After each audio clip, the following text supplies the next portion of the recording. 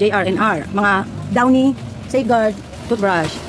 Whisper model. Ayan. Delivery. Hi guys, Mami Park is here. Happy New Year everyone. Ako, it's time check. Anong oras na? Time check 1 o'clock in the afternoon, January 31. So today guys, ha? Ay ano, December 31 pala guys, sorry. Nag-react yung isa dyan. So tanghali na rin ako pumunta rito kasi nga pagod na pagod ako, masakit ang braso ko. Eh ngayon okay na ang Mami Park. Ayan. And then guys, pinahabol ko si Daddy na kumuha ng bigas. Diyos ko guys, wala kami nakuha buko, kumukuha kami ng 15 sako at saka iba pa. Walang nakuha kundi 6 na tatlong klase yata. Tapos nagpahabol pa ako ng chichiryang malalaki kasi walang deliver sila, yung asawa ni Kuya Joseph, puro maliliit. Inayos na namin yung dineliver nila na worth 50,000.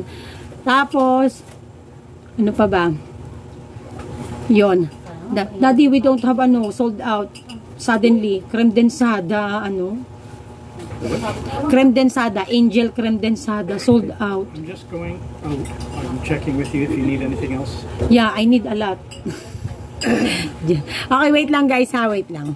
Guys, biglaan si Ace tumawag, magpapamigay ng ice cream sa mga bata. Hindi ako sinabihan agad-agad para sana napatawag. Dali, tawagin nyo na mga kaibigan nyo. Dali, pumila kayo dito. Kamusta na ba, te? Nasa pinagkwartalan na daw eh. Ayan. Yan na, si Ace naman, agad-agad. Pila, tawagin nyo lahat. Tawagin nyo lahat ang mga kaibigan nyo, dali. Sige, maghihintay si Ace ng konti. Maghihintay, tawagin nyo.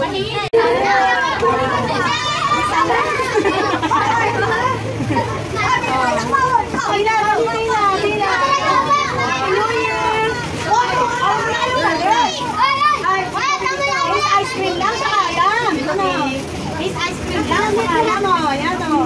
O, diba? Meron kayo. Surprise drinks yan. O, diba? Yes, you can be blessed. Ay! May Christmas party namin. 200 plus mga bata yan. Kanino to? Okay na, bigyan ko na sa. Oh, mag-bless. Isa pa daw, te. Nag-bless. Ano kaya ka mo? Happy New Year! Pamigay ng isa. Oo, siyempre. Wow! Wala na! Mami, pagkaan ako! Dalawa asa kasi. Pwede? Dalawa akin anak. Dalawa anak ko, di ba, Mami? Thank you, Mama. Oh, kuha na kayo. Basura nyo!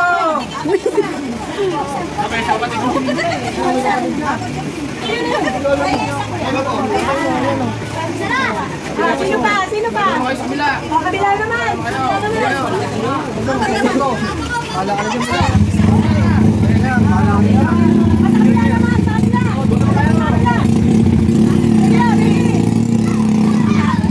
Ayun, sa kabila. Papamigay din sa kabila. Dali, pinakain sa kabila.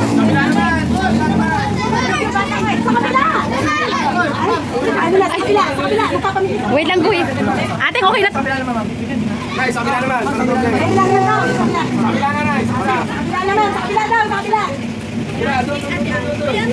Ha? I thought you were going to market. Oh, long story about that. Ace ice cream. Oh, sa kabila po may pabigay na ice cream, ha? Oh, diba? Ganyan ang ice cream. Ayan ang bata. Oh. Ano pa? Nakaka-shock guys kasi naman biglaan naman kasi si Ace, no? Kasi sabi, mainam daw yung bigla para sigurado, no? Nagbablog ako, biglang tumatawag nga. So ayun, no? Nagpamigay ang ating ang ating Ace ice cream at last year ang pinamigay po nila ay choco stick at ngayon naman ay watermelon or semangka. Maraming salamat Ace ice cream kasi malaking bagay ito sa mga bata, no? Na mabigyan sila kahit paano. Hinihingal pa ako guys. Ay, kaloka. Pero masaya, no? So, kahit paano, masaya ang Christmas and New Year ng mga bata. So, magkikita pa kami ng January 2 kasi meron naman kaming pa-Christmas party, no? Pa-Christmas party naman ang ating store. So, bukas kami magbabalot ng loot bag. Kasi today ay busy pa, no? So far ay maganda na ang ating benta. So, dadating si Kuya Joseph at mag-worth mga around 35,000 kasi yung probable ko na o-orderin. Dahil kagabi, nagkwenta na ako kagabi. So, dadating, hihintay na lang natin si Kuya Joseph para sa karagdagang stock natin ng alak. Pero ngayon pa lang, rumaratsyada na talaga. No, sold out. Wala, may gin pa ba, G?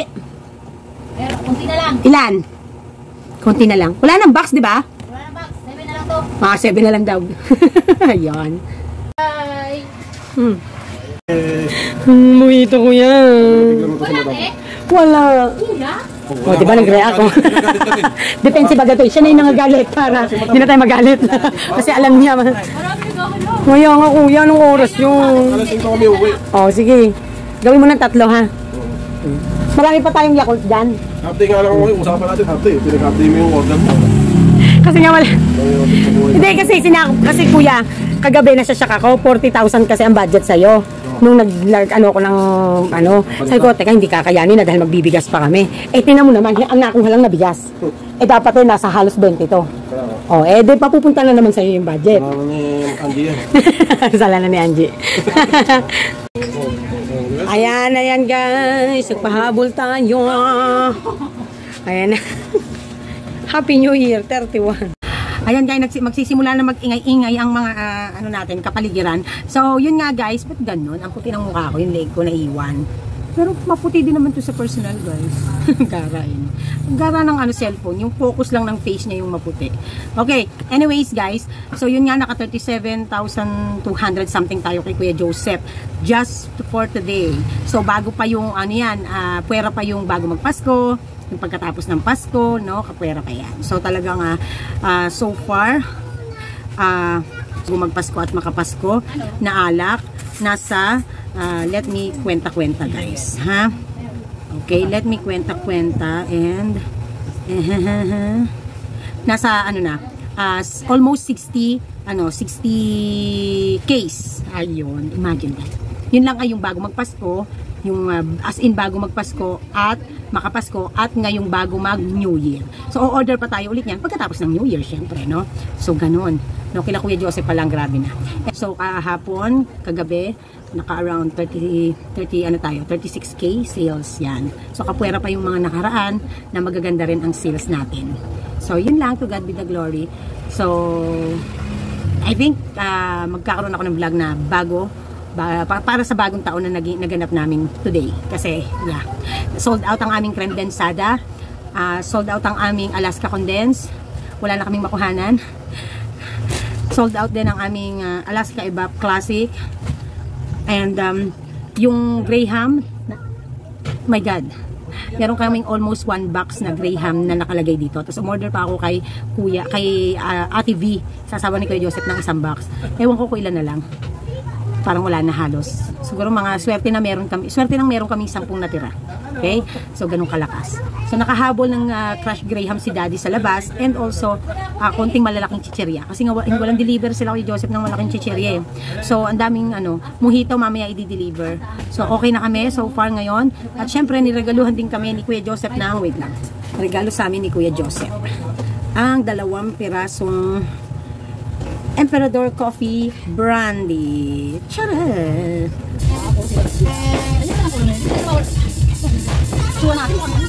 Hoy! Oh, yan. Oh, picture.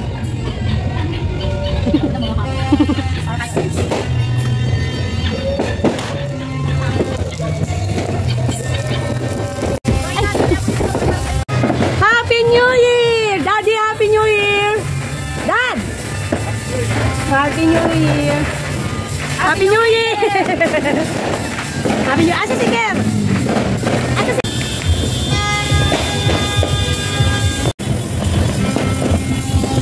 Sexy! Asa si Ker?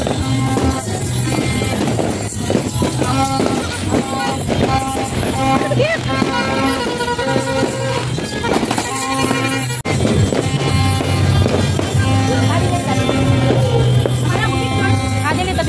Wala si Ker eh. Madali. Mag-adjust ka na, Macau. Taas mo eh. Dad.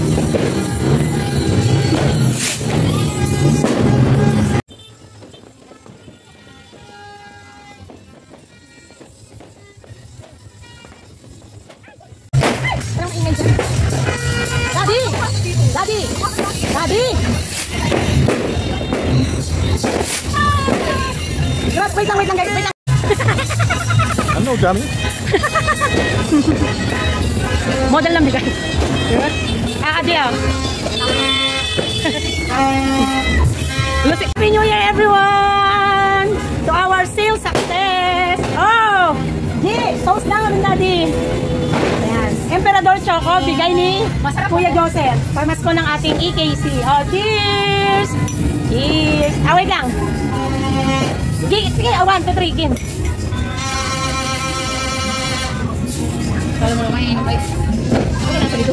G. Wala lang, Happy New Year. Ay, masarap. Masarap.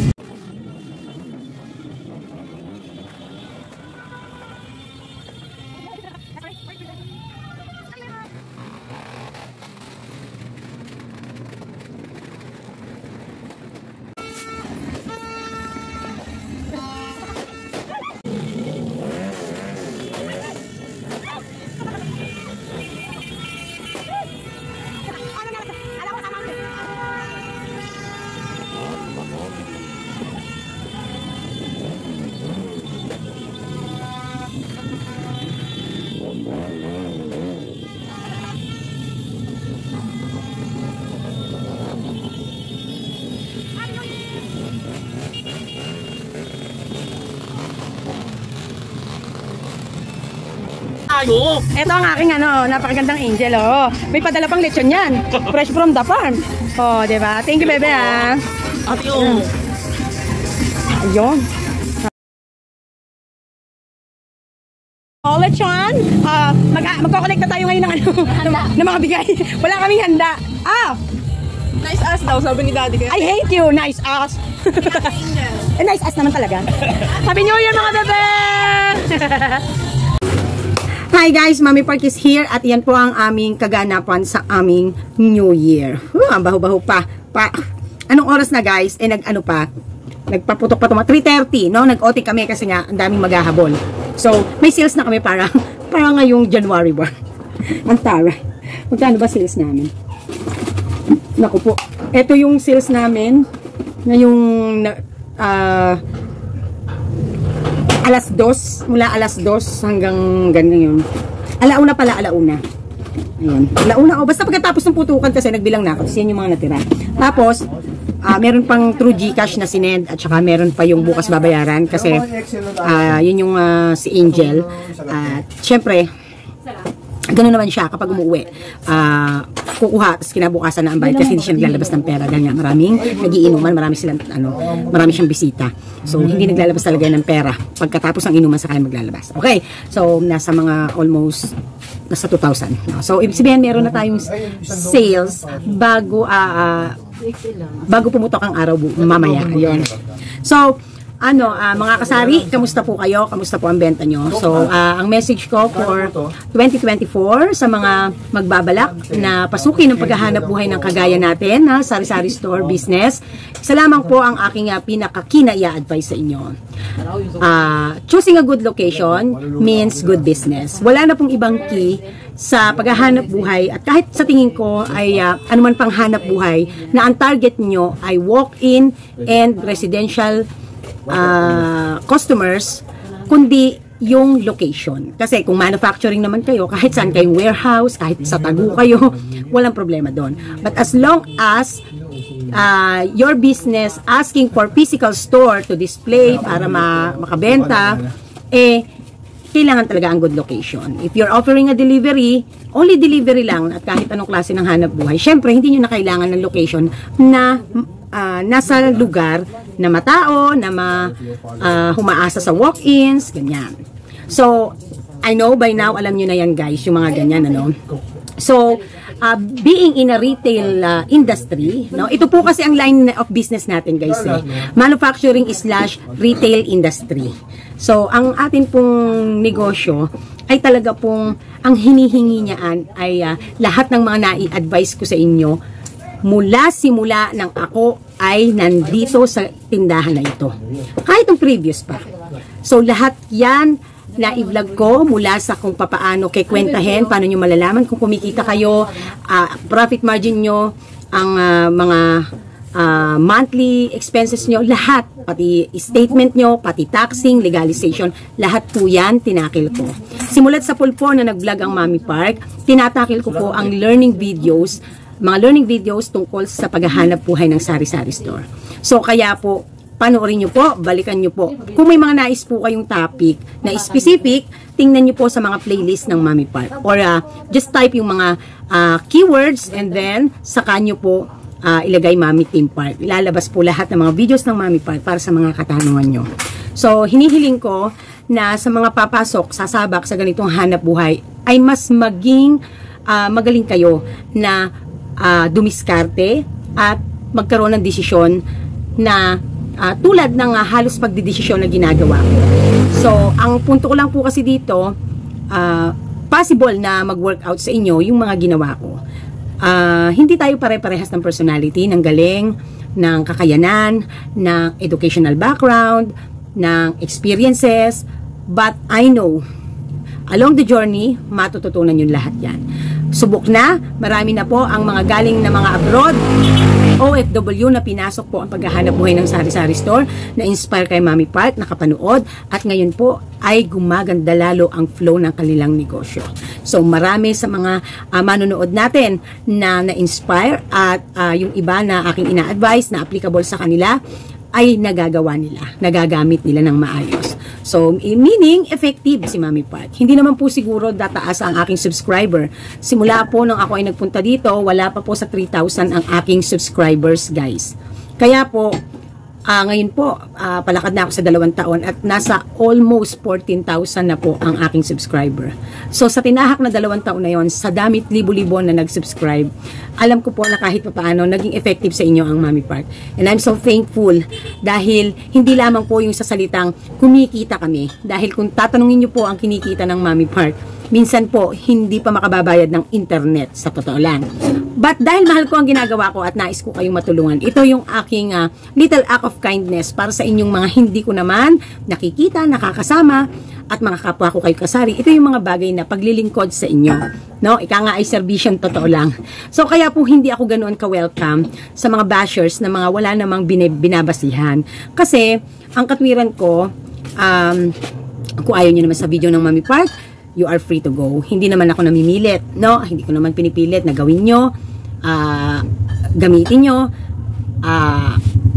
i-share nyo, panoorin nyo. Ang sa akin, malaya kayo kung anong gusto nyong gawin. Tulad ng kung paano ko tinatrato ang mga customers ko. Malaya kayo kung saan nyo gustong bumili kasi hawak nyo ang pera nyo. No? Kayo yan. Kahit saan nyo pa gustong bumili. Parang subscribers din. Malaya kayo kung saan nyo gustong manood ng mga vloggers. Malaya kayo kung ano ang gusto nyong ibigay sa aming mga vloggers nang hindi below the belt. Okay? Tatandaan nyo lang, maraming mga pagsubok ang hanap buhay.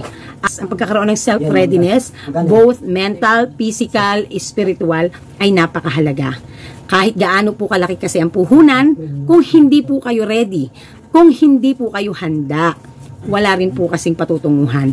Magpapagod at magwawaldas lang po kayo ng pera. Yun po ang totoo nun. No? So, dating naman po sa mga personal yung problema, and then negosyo, and then pleasure. Tatandaan po natin, iba po pagdating sa negosyo. Pag negosyo, negosyo. No? Matuto po tayo na maging ibang tao kapag nasa negosyo tayo. At kung may personal po tayong pinagdadaanan, may bibili. At kung may personal po tayong pinagdadaanan, yun po ay dapat hinihiwalay ang negosyo sa personal. So, kaya lagi din ako billing ko sa mga empleyado ko pag nagkakaroon ako ng mga tindera. Kung may pinagdadaanan kayo, kung kinakailangan nyo, magsabi kayo, kapag ako ay solo dito sa opisina, paghaharap sa customer, pag magtatrabaho, trabaho, dahil negosyo ay negosyo. Kasi pare-parehas tayong umaasa sa ating hanap buhay. So, syempre, kung ano ang ating itinanim, yun din ang ating aanihin. No? So, kaya importante po na ang sarili natin, marunong tayo na magbalanse or mag-control. Yung ating pong anger management, no? Importante po yan. Ngayon pa lang po, practicein nyo ng maging santo. Totoo po yan. Kasi yan po ang kailangan sa paghahanap buhay ng pagtitindahan. Kasi po, kung mataray kayo, walang hiya kayo sa customer, kayo pa nagmamalaki, hindi kayo para sa tindahan, no? Kung naiinis kayo na ang bibilin lang ng bata ay piso at inistorbo kayo, nagagalit kayo, hindi kayo para sa tindahan. Kung nabubwisit kayo kasi nagpapabarya, ganito, ganyan, hindi kayo para sa tindahan. Matuto kayong magsabi ng hindi at pwede ng nasa tama. Kasi yun po ang tamang pag-ugali kapag po ay may negosyo tayo. Okay? So, lahat po naman ng in-advise ko sa inyo ay effective. At yan po ay ginagawa namin, sinasabuhay araw-araw. Pero isa lang din ang sasabihin ko, guys. Kapag ka-genuine ka sa ginagawa mo, passion mo ang ginagawa mo, mahal mo ang hanap buhay mo dahil ito ang bumubuhay sa iyo, napaka-imposible na hindi magkaroon ng magandang outcome. Unless, nangangarap ka ng progress na malaki at nangangarap ka ng sales na alam mo namang nasa bundok ka ng tralalala, tapos mangangarap ka ng malaki. So, kung mangangarap ng malaki, kikilos ka rin. Humanap ka ng lugar kung saan yung pangarap mo ay pupwede. Minsan po kasi, maraming magko-comment, Mami, mapapasana o na lang, Mami Park, sana ganyan din ako, ganito din ako. Mapupunta ka dyan. As long as, ikaw din syempre ang gagawa ng paraan. Ika nga, nasa Diyos ang awa, nasa tao ang gawa.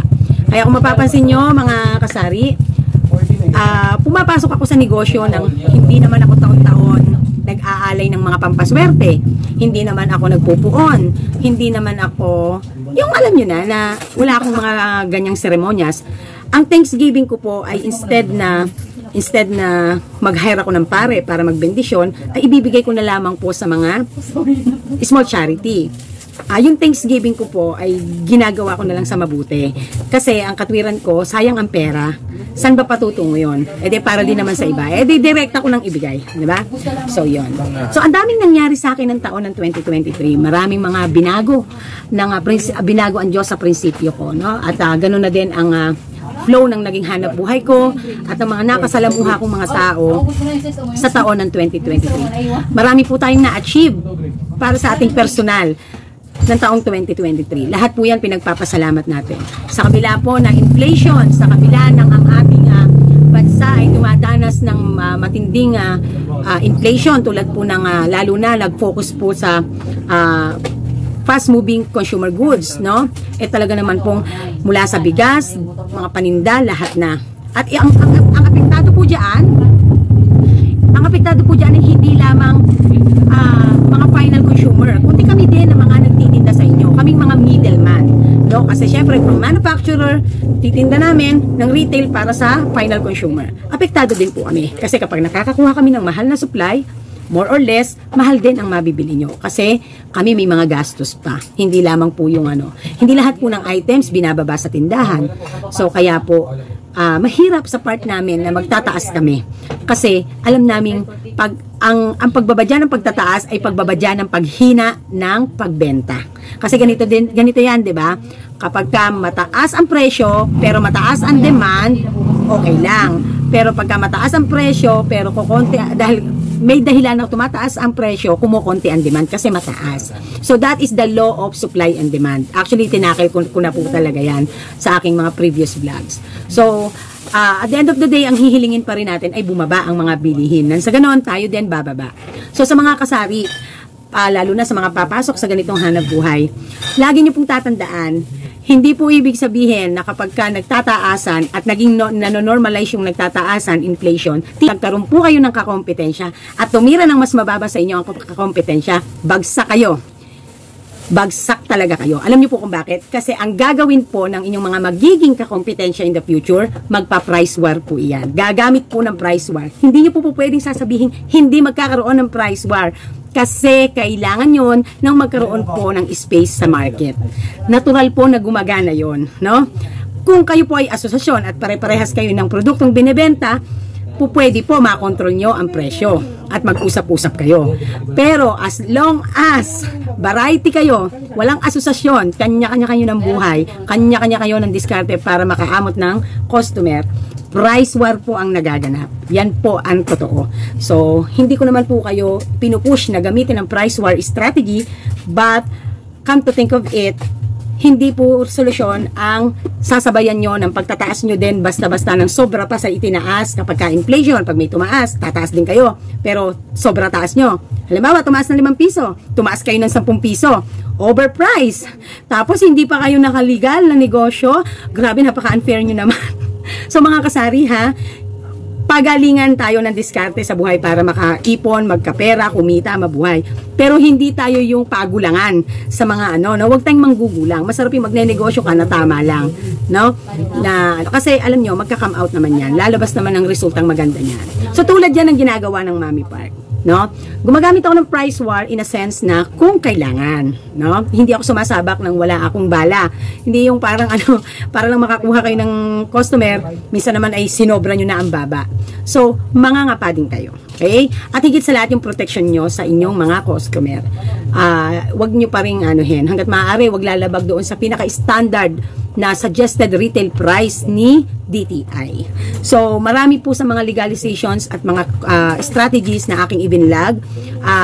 Ine-encourage ko po ang lahat na pwede nyo pong balikan ang aking mga previous vlogs na mga learnings. Lahat po maiintindihan nyo through calculation ng inyong kinikita, mga probabilities, paano magplano, business planning, everything sinabi ko na. So, maraming salamat po sa inyong lahat. Yan po ang aking advices, no? Yan po ang ko nyo sa inyo. Nung nakaraan taon po, nag-vlog po ako ng kung paano mabilis na mapapalaki at mapapalago ang negosyo. At ito po ay nag-gain ng over 130,000 views na po sa loob ng isang taon. So far po, I'm so proud na iyon po ang pinakamataas na views na naabot ng channel ko sa isang video lang. Hindi po iyon about sa kinita ng video, but it's all about sino ang mga na-touch at sino ang mga ginamit yung strategy at advices na ginawa ko. No? Alam nyo po, sa buhay namin mga vloggers, minsan magkakaroon kami ng 500 views, 1,000 views, pero merong mag-stand out na vlogs na talagang yun ang kailangan ng mas nakararami na kasari. So, I am so happy and thankful na yung aking year-end message na iyon na advices last year ay talaga namang effective. So, for me, magkaroon ng goal ay isang importanteng ginagawa natin. Dapat tayo goal settler, no? Kasi huwag ka makontento ng 2 digit lang ang income, no? Dapat 3 digit, dapat 7 digit. Ganun dapat tayo.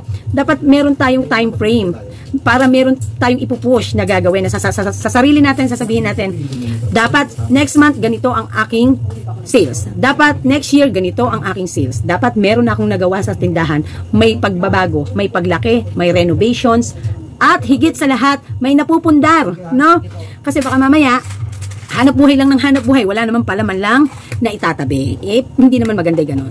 So, kahit pa paano dapat may nagsisimula tayo ng ready tayo sa ating mga personal na buhay. Okay? So, yan po yung mga advices ko po sa inyo sa mga papasok, sasabak sa sari-sari store.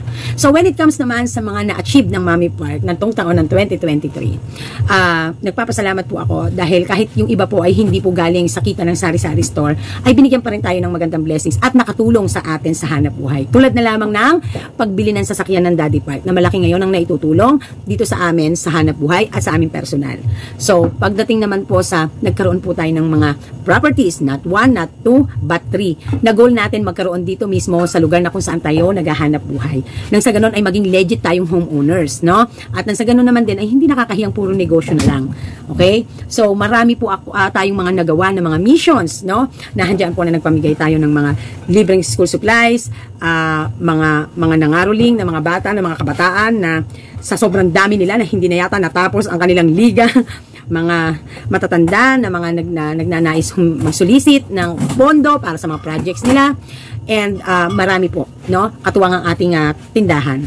So, another po sa mga personal pa is yung tulad po ng ating mga binabayaran ay napagtatagumpayan natin. At higit sa lahat na nangyari na pinakamaganda ay ang isa sa pangarap ko, na sabi ko, na dati hinihiling ko, Lord, ano ba ang magiging dahilan para si Daddy magstay na lang nang nakikita ko si Daddy kahit papano. Nalalaman ko kung ano nangyayari sa kanya kasi di ba po nagkaroon siya ng aksidente at nagkaroon po siya ng concussion sa kanyang ulo. So, kung wala ako at mag-isa siya doon sa ibang bansa, sa Canada, syempre nag-aalala ang mami. So, dumating doon sa punto na ang magiging kapalit ng pag-i-stay niya dito sa atin ay kawalan ng kanyang trabaho at paano kami makakasurvive. Pero mabait pa rin ang Diyos, magaling pa rin ang Panginoon, gumawa ng paraan. Ano po? Napagtagumpayan po ng ating hanap buhay at ng ating diskarte, ng ating kakayanan na maging bread and butter natin ang tindahan. So, ginawa natin yan, pinaghandaan natin bago mangyari pa ang hindi inaasahan na kapalit ng kanyang pag-stay dito. Kaka-stay nga siya dito, mawawala naman siya ng trabaho sa Canada. So, tindahan na ang bubuhay sa amin, bread and butter. Kaya hindi tayo tumitigil na mag-isip ng ating panibagong venture ng hanap buhay nang magkaroon tayo ng stable na sitwasyon, no, para magkaroon ng stable and sustainable business.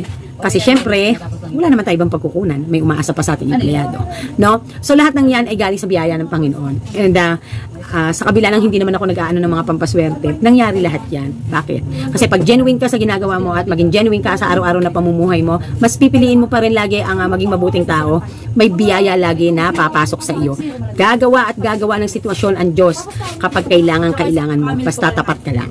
Dumadating ako guys sa time na ang tumal-tumal, Lord, kailangan ko po ng budget kasi may darating akong ahente, meron akong bayarin, may obligations ako. Please naman, pengi naman kami ng customer, pengi naman kami ng benta. Alam niyo po guys, gumagawa talaga ng sitwasyon ng Panginoon para mangyari, no? Nahandyang biglang magsasara ang ating mga kalaban, nahandyang na magkakaroon pala ng biglang okasyon at sabay-sabay magbisisi pagbili ang mga tao, nahandyang tatapat na magkakasahod ang mga tao, at nahandyang din yung suporta ng ating mga customer. So, talagang to God be the glory. Masasabi ko talaga na I'm better than I was, no? And I'm so proud to say that in a way na dahil yun sa Panginoon, no? Lahat ng paghihirap ko, lahat ng frustration ko, disappointments ko sa buhay, no? Sabi ko nga sa inyo, pagka hihilingin yung maging ako, baka yung iba baka hindi makaya, honestly. Kasi to be me, you should know how to use your weaknesses as your strength. Ganun po dapat ang mga tindera, ganun po dapat ang mga nanay, ganun po dapat ang mga breadwinner. All your weaknesses, you turn it to your as your strength, no? Dapat ang motivation mo, ang inspiration mo ay ang iyong mga weaknesses at ang iyong mga bayarin. Nang sa ganun araw-araw oora ka na masaya. Kahit may pinagdadaanan ka, kailangan mong umiti kasi kailangan mong mabuhay, no? Huwag niyong gagayahin yung nauuso sa FB na kailangan niyong magtrabaho kasi mayabang kayo, no? Ang kayabangan, iyan po ang magpapabagsak sa inyo. Pangit na ugali ang kayabangan. Ang pairali niyo ay kababaan loob at syempre ang maging genuine sa inyong hanap buhay. So, ibibigay naman ni Lord ang blessings, okay? So, yun po ang aking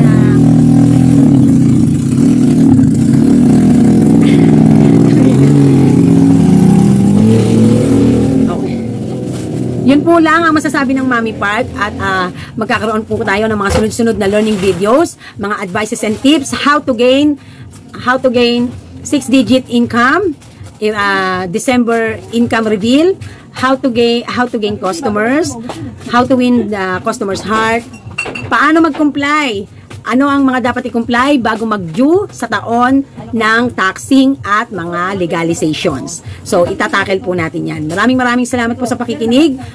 Happy New Year po sa buong mundo, sa lahat po ng subscribers and viewers ng Mommy Park all around the world, mapa national and international, no?